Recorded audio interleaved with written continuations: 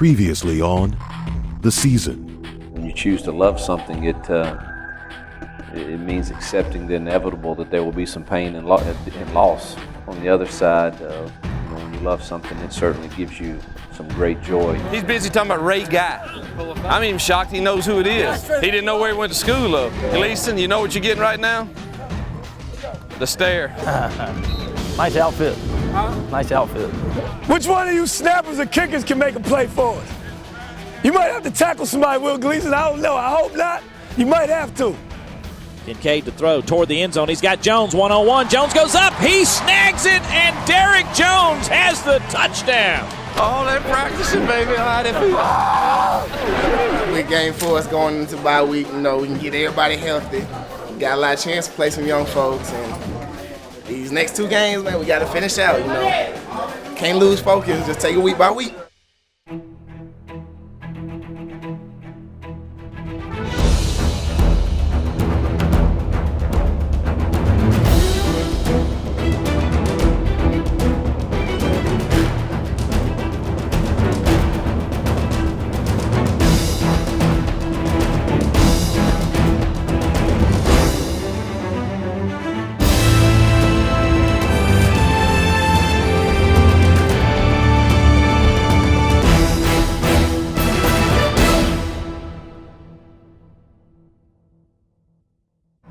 We're finna head over to Oxford Elementary School.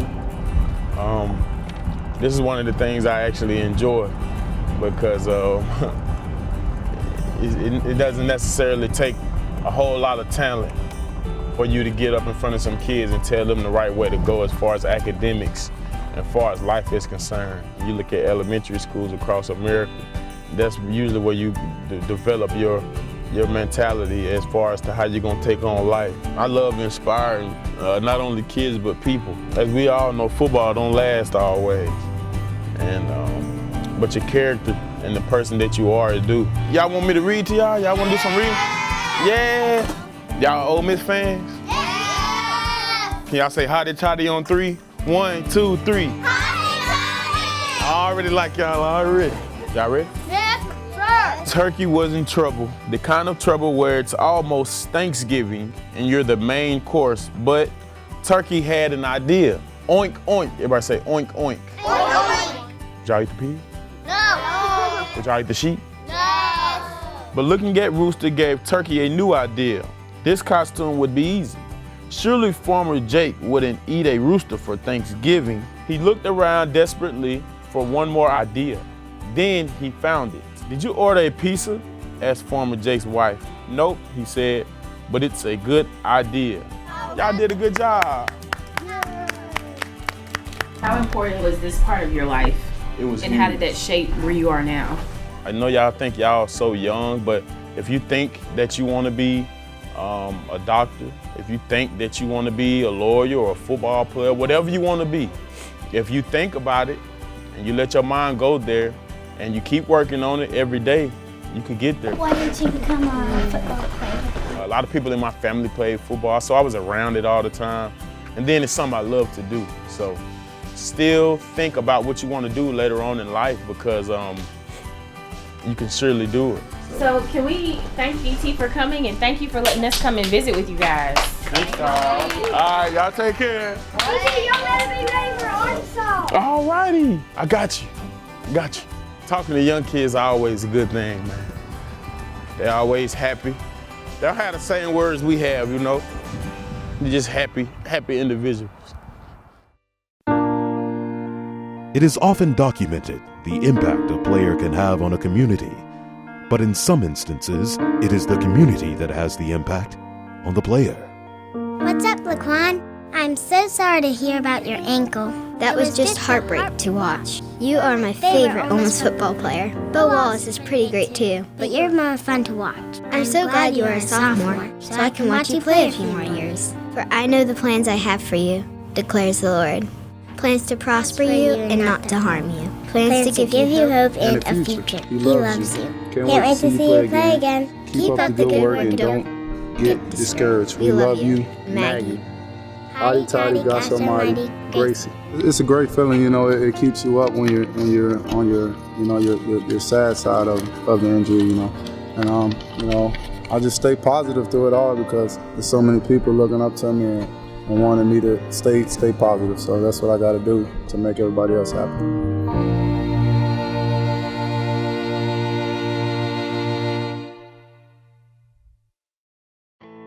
Football is often a metaphor for the team over the individual. For the scout team, putting the team before themselves isn't expected. It is required. Scout teams are huge. We can't do what we have to do on Saturdays without those guys. You're probably only strong as your scout players. I mean, if you don't get a good look during the week, you would not do well in the game. I would honestly say that the teams that I've coached on had the best teams, had the best scout teams. You know, they come out every day, they work their tails off and get knocked around, you know, from time to time, but we appreciate them. I'm show y'all some of the film and then introduce some of the new stuff, and then make sure you're looking at that, looking at your position, and then we're gonna try to market it as best we can. You gotta be a special person. You gotta know that there is a light at the end of the tunnel. Initially, it's something that we all have to battle, that we're starting over. This week we need especially, I think a day off, we got you in 84, but help each other out and help us get this Tuesday work day going together.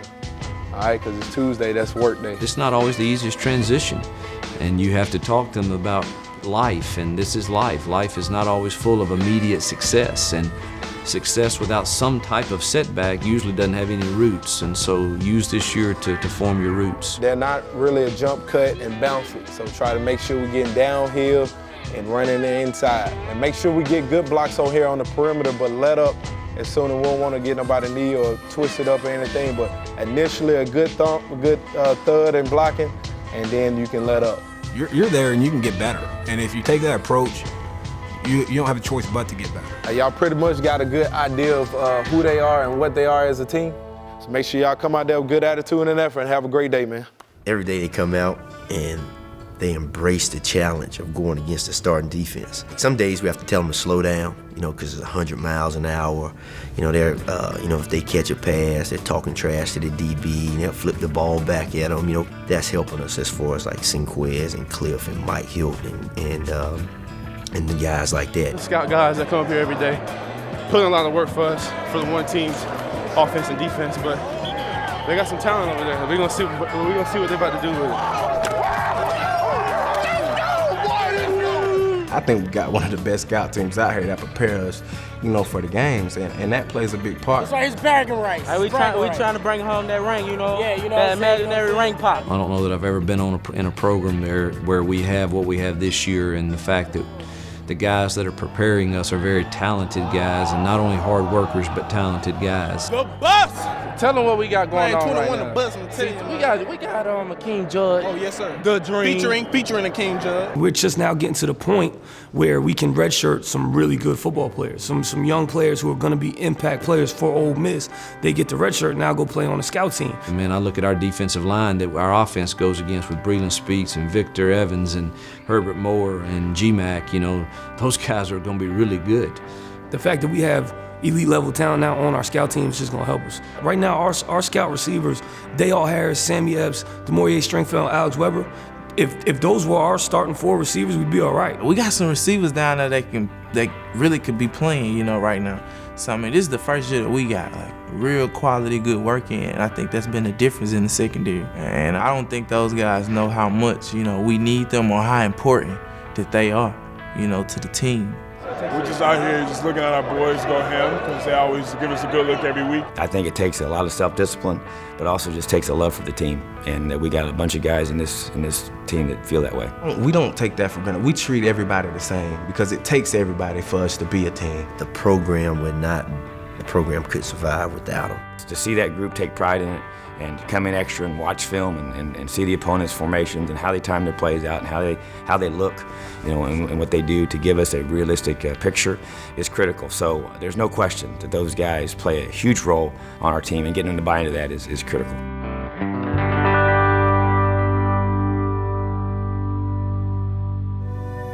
While the changing of the leaves marks the tail end of football season, Seniors Keith Lewis and Serdarius Bryant reflect on their time as travel roommates and the start of a friendship beyond football. The first day Keith got to campus, I was already here. He had missed the first semester of summer school. And the first day Keith got here, man, it was like, as soon as I seen him, I was like, hey, what's up, where you from? And he was like, I'm from Florida. And he said he was from Florida, I'm from Florida. And we just clicked up that quick. And it felt like we knew each other our whole lives. It's just good that you can always come to college and still gain that friend that haven't been with you your whole life. You can still automatically gain that friend. But in the room, he snoring too loud. I gotta try to fall asleep before bed. If he do, and it's so crazy because if he don't, he'll try to do stuff to keep me up, like knock on the bed and make noises, to try to keep me up so he can hurry up and go to sleep before I do. My 4 years, well, my 3.5 years I've been here, man, it's been great. And I mean, I wouldn't have chosen another school if I had to redo it all over again. I wouldn't change nothing. You ain't gotta go home, but you gotta get the heck up out of here. In Coach Free's words. Deuces.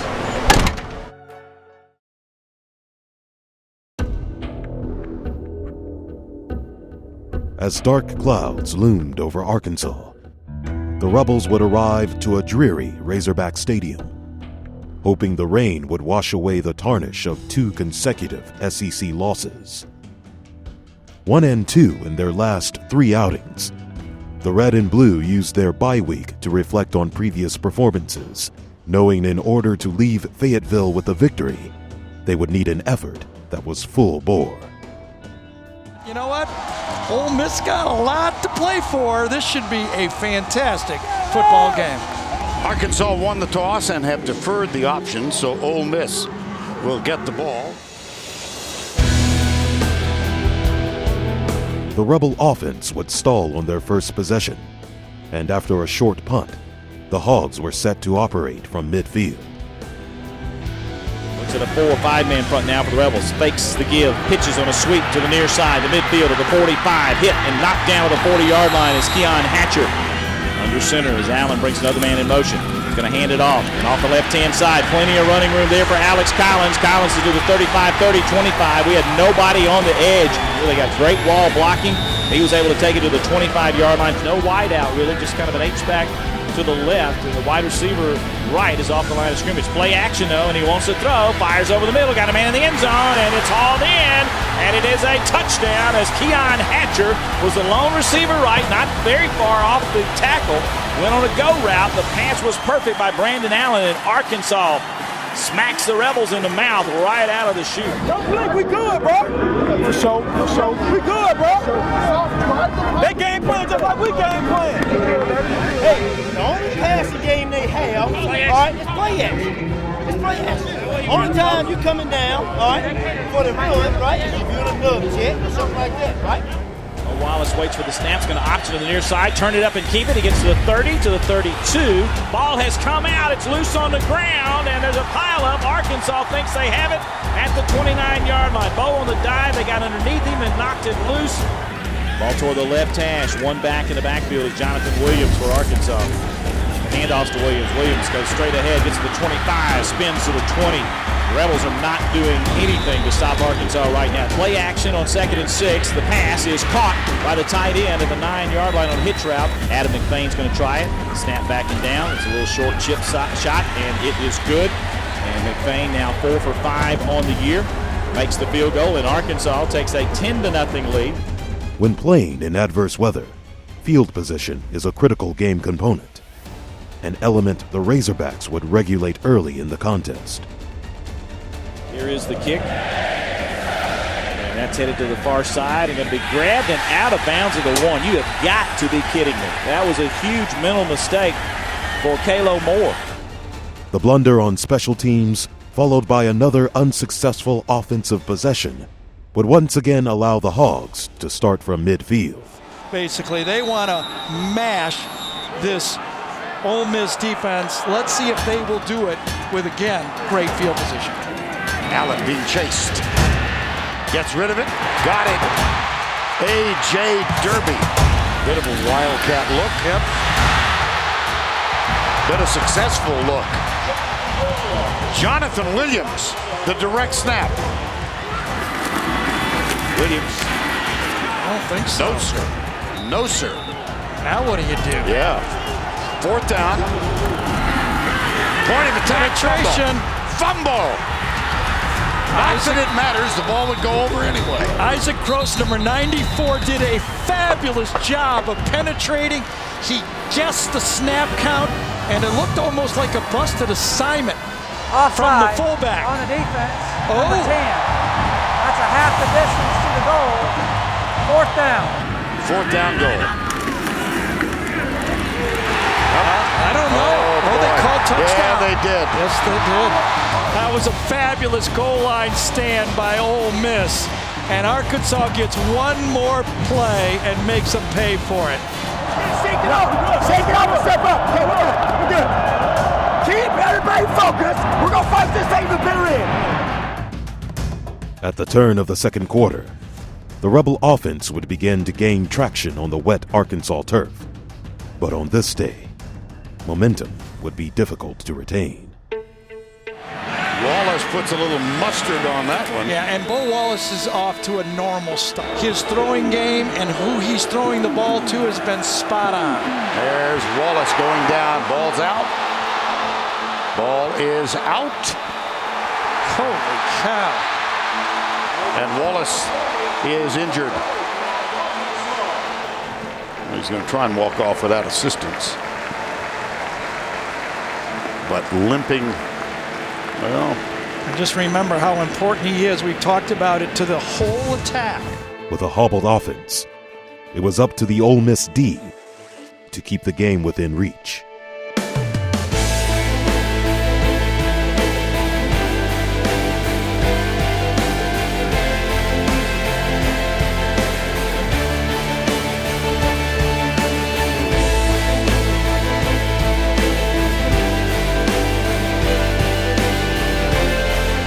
The Rebel defense would hold Arkansas scoreless in the second quarter. But a mishandled punt would once again force the Rebels to start deep in their own territory. 4th and 6, so it's fumble, it's on the ground and rolling on the ground. I think the Rebels picked it up 5 wides from the 3-yard line. There's the snap, looking to throw. Steps up into it, fires, he's got his man caught. Bo wants to throw. And he's going to fire, and the pass is caught at the 32 in traffic. A flag is down, grabbed by Core.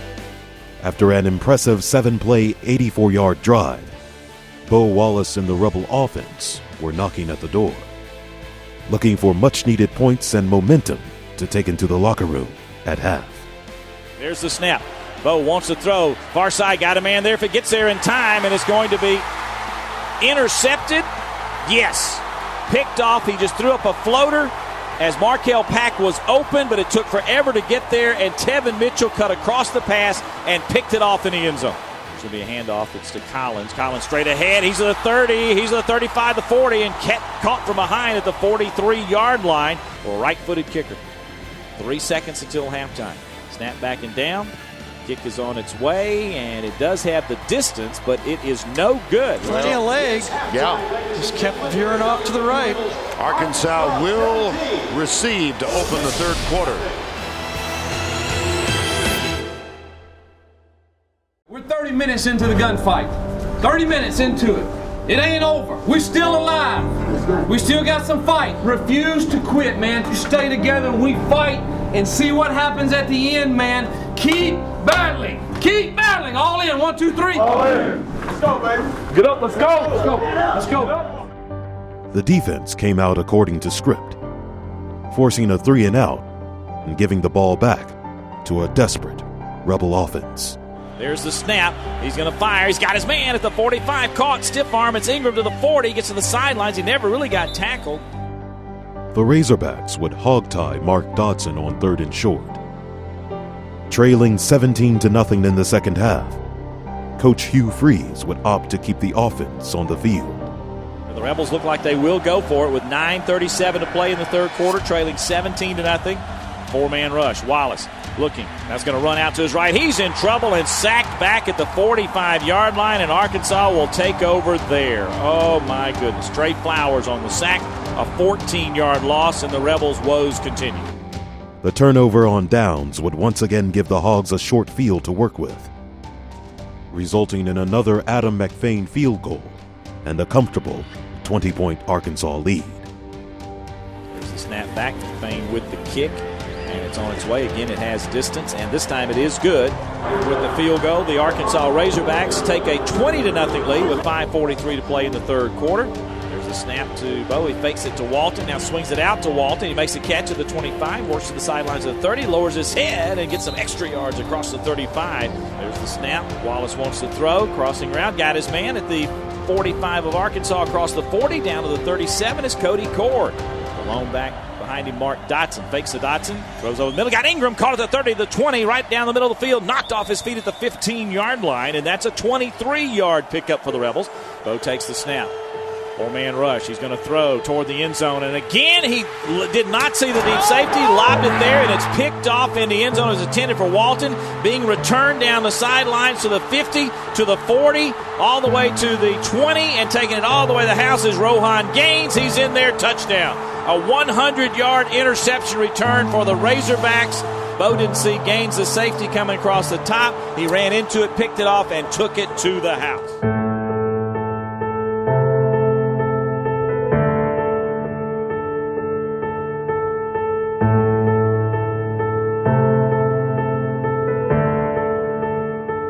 A day that started bad for the red and blue would only get worse as the game wore on. Plagued by turnovers in all 4 quarters of the game, this trip to Fayetteville would end in frustration, dropping the Rebels to 8-3 on the year and dampening their postseason aspirations. So Arkansas, kind of a surprise, to be honest with you. The Razorbacks are bowl eligible. They'll be going to a bowl this year. The Rebels pretty much out of the picture as far as playoff goes now, and just trying to be a spoiler the rest of the way. Can't win the West either, and going to have to swallow your pride and regroup and get after the Bulldogs of Mississippi State next weekend.